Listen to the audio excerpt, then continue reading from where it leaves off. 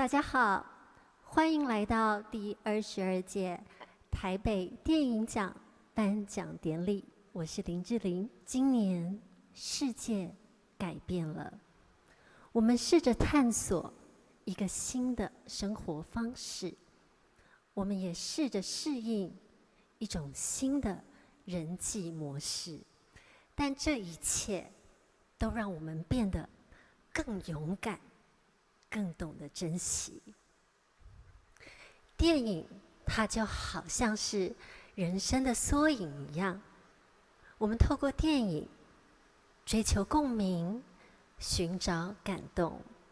而其实在我们的生活当中，分分秒秒的发生，也许我们可能都忽略了，但它可能都是最珍贵的画面。就好像此时此刻，我们在同一个空间，只是呼吸，都是一种很奢侈的幸福。要谢谢每一个人的努力，让我们可以相聚在这里。今天，台北电影节克服了种种的困难，如期举行。我想，我们要一起为这些又细腻而倔强的电影人加油。那最后，我希望我们还是可以一起带着无惧而且包容的心继续前进。现在就让我们一起来观赏第22届台北电影奖颁奖典礼。谢谢。让我们欢迎我的搭档柯佳嬿。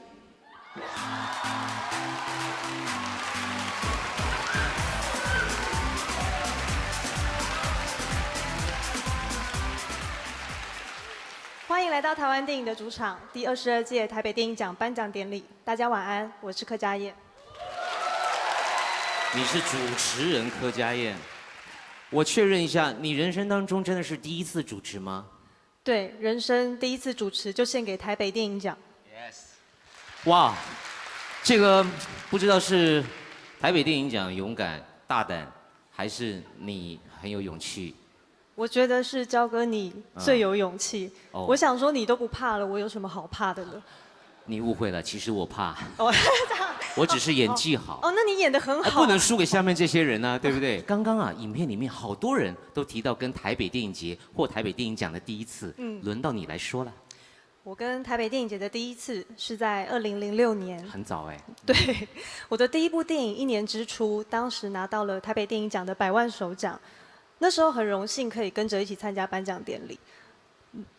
哇，所以呢，这个，我该接话了，对不对？是的，是的，确实这个是一个非常难忘的过程，这是你的第一次。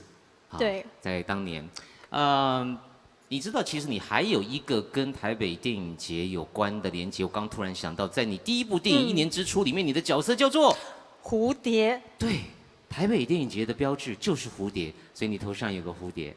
对，去年我可是为所有的入围电影写了一首诗啊！今年您这位主持人要做什么贡献呢？我今年那就跟大家介绍一下今年的入围影片。介绍所有入围影片大概要多久？不多不多，今年全部报名的件数大概有331件。